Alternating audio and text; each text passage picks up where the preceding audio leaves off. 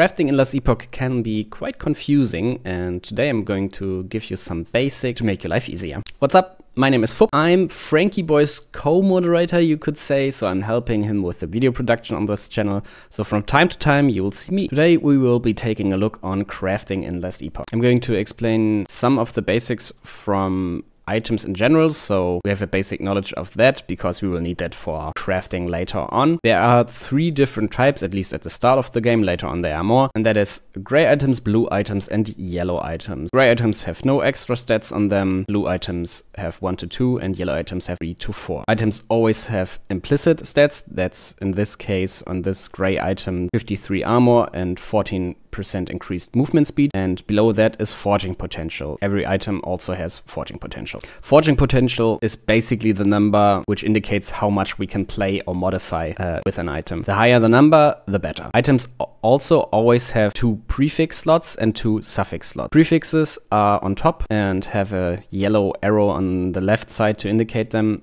and suffixes have blue arrows on the right side and are on the bottom of the item. When we press Ctrl and Alt whilst hovering over an item, we see that my prefix on this item, 13 mana, is tier 2. At the start of the game, we can get tier 1 to tier 5. Later on in the game, there are higher tiers, but that's not important for us right now. And that basically indicates how high the stat on the item, which is important for crafting. And with that, we can head into the crafting menu. When we press F, we open it, and when we put an item into the crafting slot, let's take these bracers, then we can start crafting. Crafting in general is very simple. When we see an arrow right here, we can click on it, and with that we would improve mana from tier 2 to tier 3. Cost us forging potential. This is on the bottom right here. It costs 1 to 12 forging potential, and we have 19 on the item. So we will roll a dice and it will land between 1 and 12. That number will be deducted from our 19 forging potential. We could also get lucky and get a critical success. With that, we have no cost, and a random other stat gets upgraded 1 tier for free. So let's go right ahead and do that. It cost us 6 forging potential, so we have 13 left, and we upgraded it from tier 2 to tier 3. When we have an open slot, we can put a prefix of our choice in there. Prefix in this case because it's on the left side, which always contains the prefixes, and on the right side there are suffixes. So when you see an item which has 3 good stats and an open 4 slot, then you basically have a great item because you can choose what you want in the 4th slot. Let's say I value minion damage. I can add that stat. It costs 13 forging potential, and which means I have no forging potential left on this item, and I can't modify it any further. If I had 1 forging potential left, I could have done another craft, but like this I can't. And that's already the basic.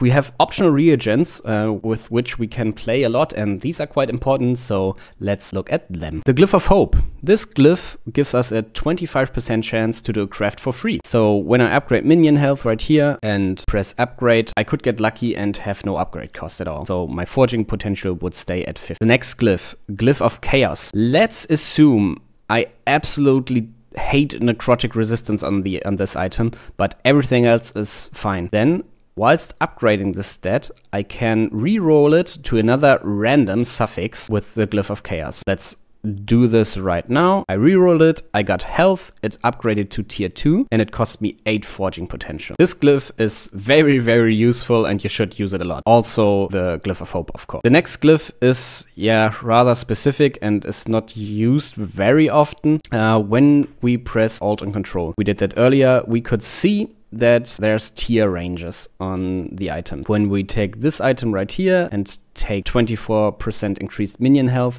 then we see below that it's tier 1, and the range is 15 to 30. With this glyph, we can upgrade the tier, but have it relatively stay in the same spot. So let's say it just gets upgraded by 1%. So instead of 15 to 35%, it's 16 to 36. Then my 24% roll would be upgraded to 25%. So it stays within the range it has. This is useful when we get a super high roll and we just want to keep that high roll whilst upgrading the tier. Glyph of Despair. This item is quite useful in the end game. I'll give you a short explanation what it does. I told you earlier that we have 4 slots for stats. That is true, but we can outplay that a little bit. When using the Glyph of Despair, we have a chance to roll the stat we want to change into its own slot, so a 5th slot. It isn't guaranteed, but on success, we will open the slot we rerolled the stat out of and can have 5 stats on the item. The lower the tier of the stat we want to seal, the higher the chance. So if you really want a stat in the 5th slot, then you should do it whilst that has a low tier. These are the 4 glyphs I want to show you, and with that we can head over to the runes. You see, we need those shards for upgrading our stats.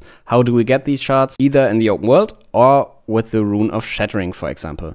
Rune of Shattering does pretty much what it indicate. We will shatter an item and get shards. How does this work? When using this rune, we will have a chance to get 0 to up to the tier of the stat or the stats on the items of shards. So when I press shatter right now, I would get 0 to 3 dodge shards, 0 to 3 critical chance shard, 0 to 1 minion damage shard, and the same for lightning resistance. Let's do that right here. The item gets destroyed and I get 1 shard, 2 shards, and 3 shards. With this, we can either get very lucky and get many shards, or get unlucky and get very few shards. Sometimes there is a stat we really want to get the shards of, mostly rare stats or prefixes, suffixes, and we have another option for that. For that, we have Rune of Removal. This removes 1 random stat, but gives us the max amount of shards. This costs forging potential, so we can use it multiple times, but when we run out of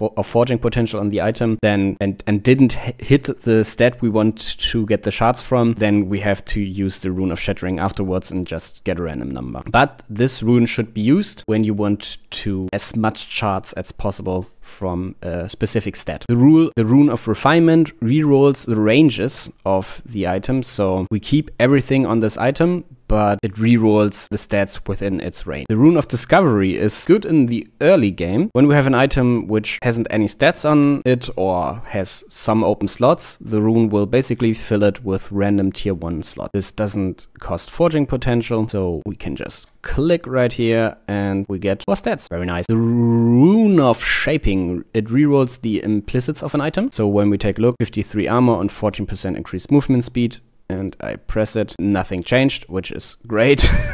I guess because armor is always set on the same and movement speed has only 3 different outcomes, but it will change those ranges. It won't change the type, that's important to know, but only the range. The next rune is Rune of Ascendance. For those who played Diablo 3, this is basically Kadala. You put an item you want a specific unique from in the slot and you use the Rune of Ascendance and you get a random. You can target farm items with this, and this is very powerful. I haven't gotten lucky so far. I have 1 rune left and I'm hunting specific gloves for a long time already, so wish me luck. Those aren't the ones I needed. Tough luck, unlucky. Go next. The last rune I want to show you is the Rune of Research. You might have fought some weird mages which drop experimental items. These experimental items have a specific stat on them, which can only be on items from these mages or from the drops of these mages. So these are quite hard to come by if you need a specific one. Some classes want them, and when they drop, you can use the Rune of Research to seal this experimental stat into a 5th slot. So it opens the slot up for another stat you need. This is always guaranteed to succeed, so yeah, use it if you find a good item. And with that, I will conclude this video. I hope you got something out of it. If yes, why not subscribe? And we will see each other next time. Let me know in the comments if you have any additional questions. Thank you for watching. Your Bye bye. Oh yeah, and watch these videos right here. Thank you.